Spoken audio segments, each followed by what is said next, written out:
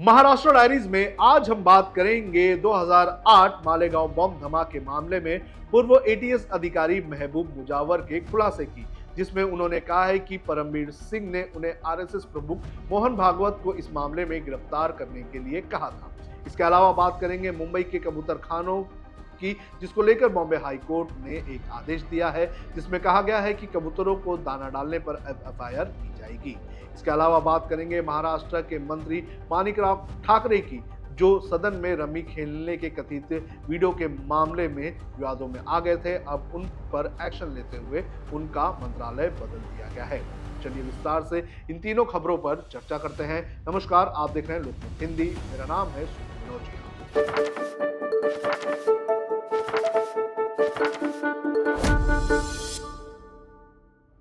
महाराष्ट्र के Malegaon blast case को लेकर महाराष्ट्र एंटी टेररिस्ट स्क्वाड के पूर्व अधिकारी महबूब मुजावर ने एक बड़ा दावा किया है।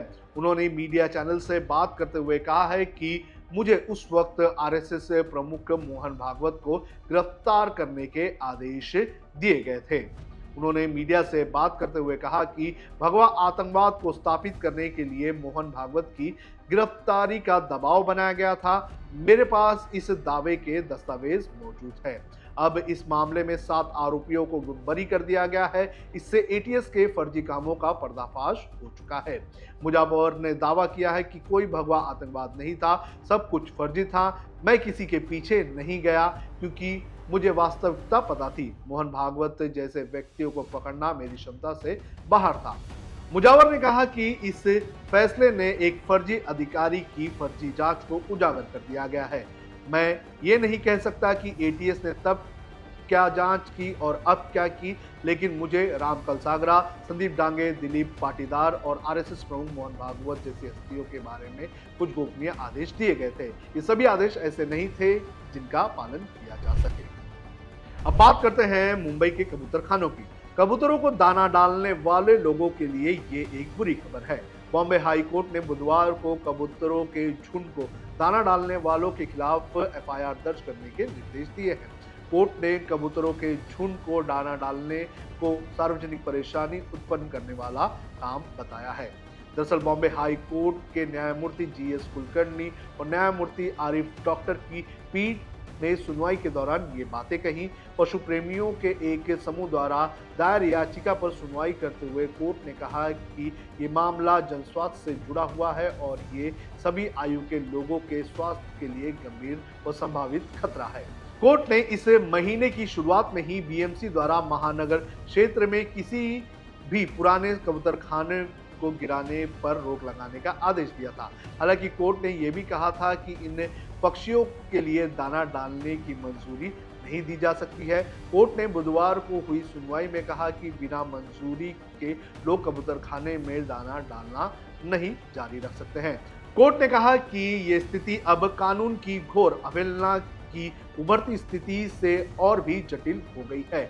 हमारे पहले के आदेश में कबूतरों को दाना डालने व उनके जमावड़े का समर्थन करने वाली याचिकाओं को खारिज कर दिया गया था और अब नगर निगम के अधिकारियों को इस संबंध में अपने कर्तव्यों का निर्वहन करने से रोका जा रहा है। कोर्ट ने बीएमसी को निर्देशों के उल्लंघन करके कबूतरों को दाना डालने वालों पर कार्रवाई करने के निर्देश दिए हैं। अब बात करते हैं महाराष्ट्र के मंत्री माणिकराव कोकाटे की। रमी विवाद के बाद महाराष्ट्र के कृषि मंत्री माणिकराव कोकाटे को आखिरकार उनके पद से हटाकर एक बड़ा झटका दे दिया गया।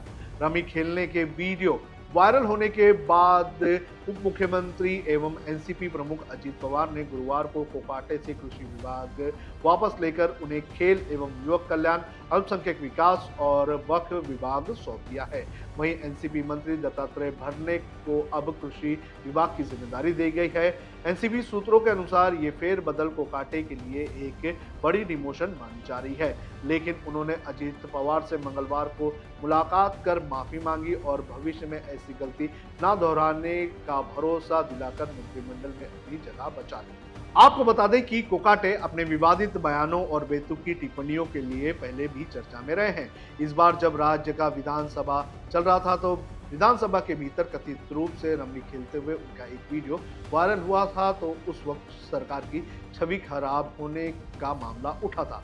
मुख्यमंत्री देवेंद्र फडणवीस ने खुद इस मुद्दे पर नाराजगी जताई थी और अजित पवार को कार्रवाई करने का सुझाव दिया था, जिसके बाद अजित पवार ने कार्रवाई करते हुए माणिकराव कोकाटे के ऊपर एक्शन लिया और उनसे कृषि मंत्री का जो मंत्रालय था वो भी छीन लिया गया है। तो ये थी महाराष्ट्र डायरीज की आज की खबरें। देश और दुनिया की खबरों के लिए आप देखते रहिए लोकमत।